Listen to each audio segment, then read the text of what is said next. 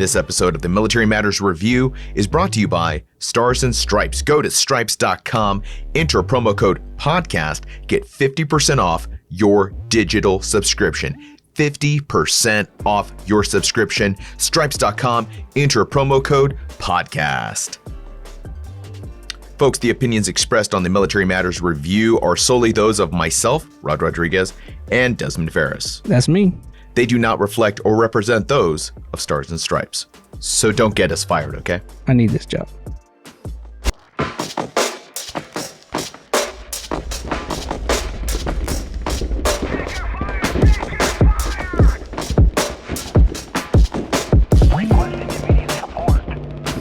Welcome to the Military Matters Review. I am Desmon Farris. Rod Rodriguez.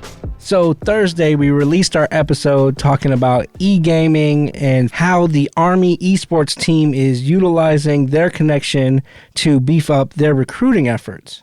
And knowing how Rod's Army and I'm former Air Force in the rivalry, it kind of took a lot out of me to acknowledge, hey, the Army's doing really great things in the esports realm. And I have to applaud the Army engagement and recruiting team because they are moving forward, adjusting to the times on how they're taking their recruiting efforts forward with meeting the recruits where they're at. I was kind of interested in what you thought and what you took from the episode. You took from us being there, and now that it's been out there, you know, with the people, what your thoughts are with the feedback and what's going on. The feedback that I've received has been, for the most part, very positive. A lot of folks, just like you said, are very proud of the Army for reaching out to the future recruit, to looking at this from a perspective of, you know, how do we get ahead of that power curve, and that is the recruitment numbers. You know, we've seen the recruit numbers, you know, shrinking. And when you look at the episode that we did on Army fitness, you know, an episode ago, the Army's looking at, though the military itself is looking at the fitness of the pool of recruits across this country as a major problem. We're looking at that pool getting smaller and smaller just due to all the things that disqualify an applicant to being in the military. So going out there and trying to find new young people who will qualify to be in the armed forces, very difficult. And this is just one of the ways they did that. Some of the criticism that I've heard, does the cost outweigh the benefits? You know, how are we measuring success kinds of things? So for this review, I thought it was kind of important to kind of address those things. And it was perfect timing that we're doing this episode. And today, from Army.mil was an article from Thomas Brading from the Army News Service. Yeah, this is the article that says digital technology helping Army exceed 2020 recruiting goals. And it's crazy because out of all the research we were doing, the fact that, I think it's the generation, the number was like around 47% of adults that they like were talking to when they were finding out information about gaming and stuff for their statistics. 47% of adults believe that games help develop good problem solving and strategic thinking skills, which kind of now differs from what the thought process was probably 10 years ago, maybe 15 years ago, when the parents were like, man, those video games are rotting your brain. I don't know if our parents were completely wrong at the beginning. Video games were not as stimulating as they are today. I mean, you can go back and look at, you know, Pac-Man and Pong, and, you know, these were games. They were interesting, but they weren't exactly testing the limits of your reflexes and your intuition. But, you know, just this weekend, I attended the Washington Justice. It was last weekend I attended a Overwatch competition, an Overwatch tournament, and it was the inaugural weekend for the Washington Justice, which is the DC eSports team, the Overwatch team. So if you're not familiar, Overwatch is a game. It's a kind of like a team battle game where each character has their own different abilities. And the game really lends itself to teamwork and strategy because every teammate has to understand their role in the fight and how they contribute to it. Not that different from an infantry squad, knowing, okay, this is my saw gunner, this is my squad designated marksman, this is my, where's my communications guy. So everybody has to know their place. Everybody has to know how they're going to work as a team in order to accomplish the goals that are set in the tournament. So watching these young people do their thing, it was very impressive. Very impressive, how quickly they were able to scan sectors and, using a mouse and a keyboard, quickly, identify and acquire targets and execute on said targets. It is very much in line with the military. Now, where we kind of jump off that rail is, I think, when we're talking about things like, physical fitness and warrior ethos, and just the understanding that a video game is dramatically different from real life. Even if you're a drone pilot, it is not the same. Pressing you're pulling your trigger on your game console or clicking on your mouse is dramatically different from pulling the trigger of a rifle, whether it's in your hands or whether you're flying above a target, thousands of feet in the air. It's a very different situation. Well, I'm kind of 50-50 on that because there's been reports where these drone pilots who are dropping bombs are starting to show signs of PTSD, but it's similar to them playing a video game of flying a drone or an aircraft. And that's exactly my point. I think that when it's a game and a simulation, it's very different, as opposed to a guy who's operating a drone, watching the target, getting patterns of life, understanding who this person is, how many children they have. You could say that some of those situations can lend itself to connecting with your target. Again, these are trying to compare a video game to an actual real life situation. It's very difficult, and there's always going to be these weird lines that are going to get blurred and whatnot. Some of the criticism was, is this working? We're paying for these 16 soldiers. We're paying for these 16 soldiers to go around the country, play video games with Army jerseys on. Is it working? So, I kind of want to refer to this article, which I think is very interesting. It was released on the 24th, which was yesterday from this recording. So one of the things they talk about, which I thought was very fascinating, was the Army was 6,500 troops shy of its 76,500 recruitment goal. So there is a shrinking pool of recruits. The Army's marketing and advertising team, officially up and running in Chicago, is operating on a $157 million spending budget. That does not mean they're spending $157 million on the eSports team, but they're probably part of that number. But what does that mean? The Army eSports team, they're going around the country. Are they making a difference? Same article. Last year, the Army eSports racked up more than 182 million unique impressions calculated from both in-person and online viewers. The team has also garnered 8,500 leads in the first 4 months of the fiscal year 2020, more than doubling the 3,500 leads they got in all of fiscal year 2019. So, hold on, Rod. Let's be clear. Within the first 4 months of 2020, we also were directly in some situations with certain countries like Iran. So that could be a spike of interest in, let me go join and fight for my country type of thing.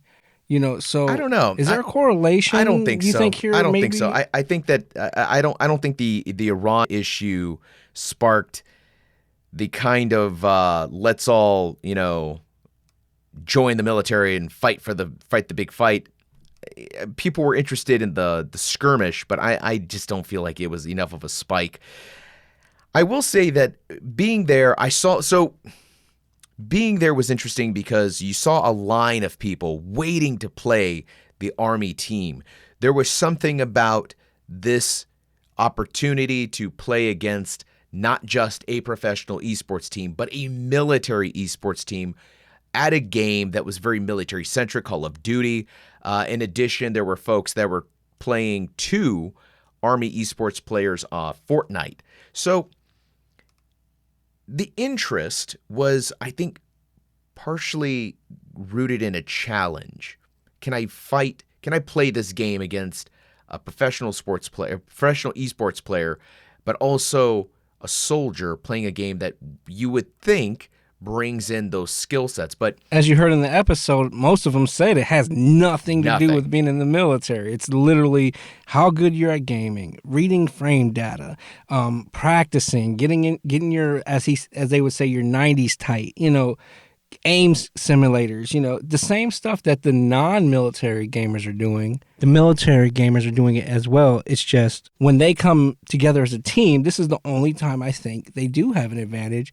They're ready to work together day one. And I think that was the interesting part to me. One of the most interesting aspects to the esports team is how remarkably similar to a sport it really is.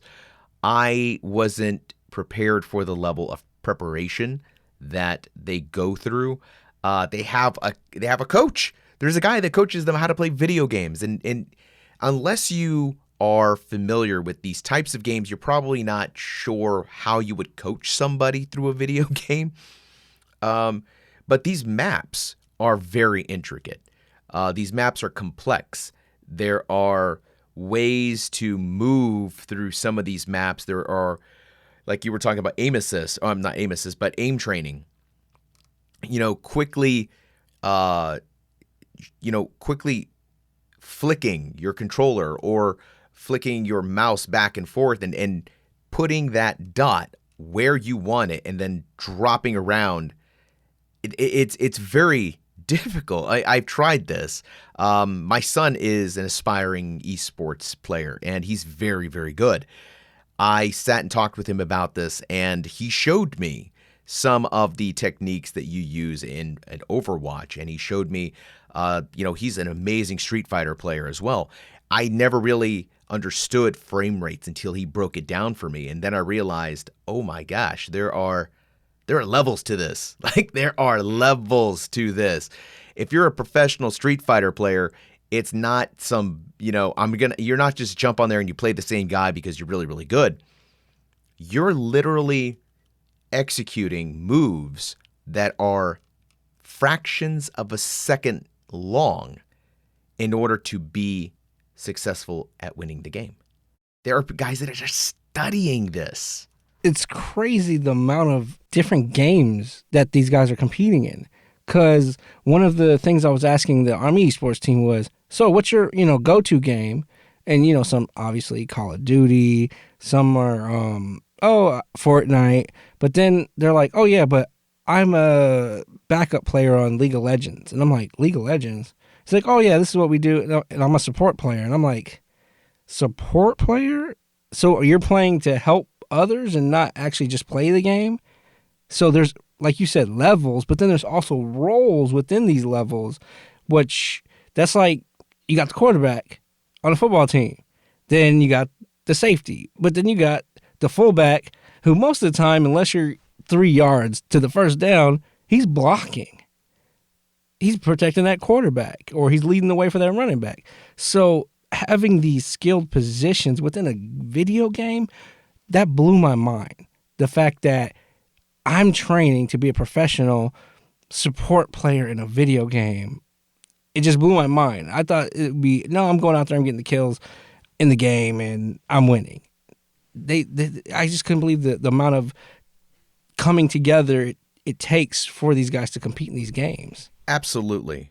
I think that there are a lot of parallels here. And the funny thing is, when we talk about the esports team, I have concerns. So like I said, I'm a dad. I'm, the father of an aspiring esports player. I went to this event this weekend. It was insane. You would have thought we were at a concert. These young men were on the stage. The lights are on them. They're kind of catty cornered. They're both on opposing ends. The level of production value here was through the roof. Digital screens. There was a play-by-play guy whose skill, I think, would rival any MMA commentator, any professional sports commentator. I mean, he's bringing the two commentators brought you into the action. I'm watching this on this. My concern is that they're athletes now, eSports athletes, and if you've spent any time around the world of professional sports, you know that once money gets involved, things can go downhill really fast. I couldn't help but wonder, I mean, are these young people pursuing education outside of this? What's the burnout rate look like? You know, what does failure look like? How many matches do you lose before they're like, well, you know, hit the road? And then once you hit the road, if they kick you out, is there a minor league team that you go to that you jump back in from? You know, I mean, I know these are some these questions that I'm sure somebody knows these questions in and out, but I'm saying as an outsider looking in, I wonder about corruption. I wonder if people are taking advantage of these young people as they aspire to be something big, where the money goes, how the money's being. There's a lot to this, I think. Yeah, and to not like give you a scare tactic, or any parents scare tactic out there, you know, over 2 billion people play video games worldwide, and I'm getting some information right here from the Addiction Center online. Over 2 billion people play video games worldwide, and the market's roughly becoming about $90 billion industry in America by 2020. This is what they're estimating. The average game players are about 6 hours every week. So with the creation of this atmosphere and the utilization of these, a lot of kids are getting into this, and kids are trying to make money doing this, and they want to get to that level of being a professional. At what point do we start looking at addiction? Where do we start getting into child labor laws? Because now, like you said, money's involved. You know, and this is where I have to play the devil's advocate. If you're the Army eSports team who are pushing this image, how do they avoid giving the message, okay, you're a kid, keep gaming, game hours and hours and hours, and that goes along with the lines of who's mentoring these kids? But we can look at it and let's flip the same argument. And what if we're talking about the Army fitness team? What if we were talking about the Army wrestling team? Would we be saying the same thing if we were like, well, what if the child becomes addicted to fitness? What if the child is addicted to football? All they want to do is become they want to be the best quarterback the NFL has ever seen. We're not going to say this kid is addicted to football if he's going outside and he's throwing that ball, 1,000 times every day. He's throwing a football through a small hoop, and he's obsessed with becoming the best quarterback. We don't necessarily, oh, that's a bad thing. We say that kid's driven. Oh, that kid's focused. That kid is on it. I think a lot of esports players, they're one of the reasons they pushed for the esports moniker is because for them, it's very much a sport. And just because it's not as physical, I mean, for crying out loud, we call bowling a sport. And no, that bowling. Hold on now. Is as much of a sport as Overwatch. In fact, I would say Overwatch is more of a sport than bowling. But I think that's in your opinion. No, that's a fact. You can hold me to it. But I really do think that I think the esports players are looking for legitimacy. They're trying to show the world that we are a legit goal and a sport. But here's the thing. I think that we have to temper esports with expectations. Expectation management is extremely important. Extremely important. When you look at NFL players, well, how many kids playing high school football go on to the NFL? 1% of 1%. It's less than 1%. Less than 1%. Right. So it's a percent of 1% that go on to be in the NFL. Whoever show up, put on a professional jersey and step on an NFL field. Now, how many of those kids or how many of those guys stay in the NFL past a season or two? You know, how many of them stay in the NFL and make that a career, 5-10 years? Even fewer. So I look at the world of professionals, eSports, and I hope, my hope is, and this is something that I've talked to my own kid about, is that you have to have some expectation management. This is not, saying I'm going to grow up to be a professional esports player is just as difficult and just as unlikely as saying I'm going to be in the NFL. You want to be in the NFL. You have to work hard to get in the NFL. You have to work very hard to be on stage at one of these esports arenas. But it's not impossible. But you also have to go to school. You also have to have a backup plan. You also have to have, mental, emotional maturity. You have to be developed as a person in order to be successful at those levels. Because if you're not, the pressure will break you. The money will break you. The attention. I mean, we're talking about some of these guys on the stage looked really young. Now, here's the crazy part, Desmond. The kids on the stage were teenagers to early 20s. How old do you think the crowd was? 80s babies, 90s babies, because we grew up with video games. I will tell you that a majority of the crowd were in their 30s. One, that's because they can afford to pay to go to these conventions. Okay, so yes, there is they can pay, they can afford to pay for it. Some of them are in their 20s, early 30s. I was seated next to a retired Army guy who took his wife to this event as part of their anniversary. Retired Army.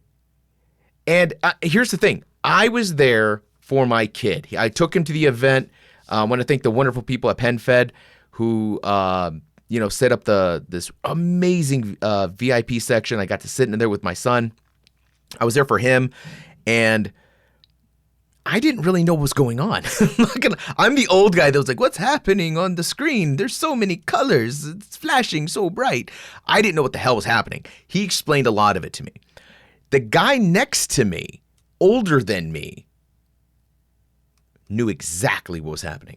He was talking the talk. He had his favorite player. He had his player's jersey on. He knew what was, and then in the little breaks, he would lean over and be like, "Hey, what do you think's going to happen in this match?" And this guy from this part of the world, he's really good at this one aspect. And I'm like, "Hey, man, I have no idea what the hell you're talking about. None. You're speaking another language to me." Now, he turned away disgusted. Like, he did not talk to me the rest of the time. Like, this guy sucks. Yeah, you're in his VIP section for gaming. 100%. You don't know what you're talking about. Can you imagine? Like, you're that guy. I was the guy in the box seats at an NFL game who doesn't know. So, did he hit a home run? Yeah. What's going on? Are we at halftime for? Is this when the hockey puck players come out? Are we going to score a home run? I was that guy. I really didn't know what was happening. And I still, when I walked away, I kind of understood a little bit more, but I'm not fully versed on the game of Overwatch. But I was really astounded to see the age of the players and how there were people there from Houston. There were people there from Jersey, New York. People came from all over the country. In fact, I sat on the other side of me later on during the event, one of the parents of one of the players who's from Sweden. They were there rooting their son on. And they had their little signs, and they were, they were really excited for him.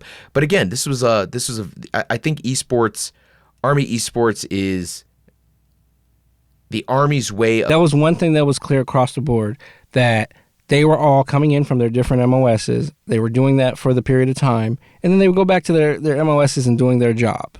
It's great that the Army's doing this to meet the recruits where they're at. It's a great way to engage. The Army's doing things digitally that we've been hoping for, that our military would get online with, because it is 2020.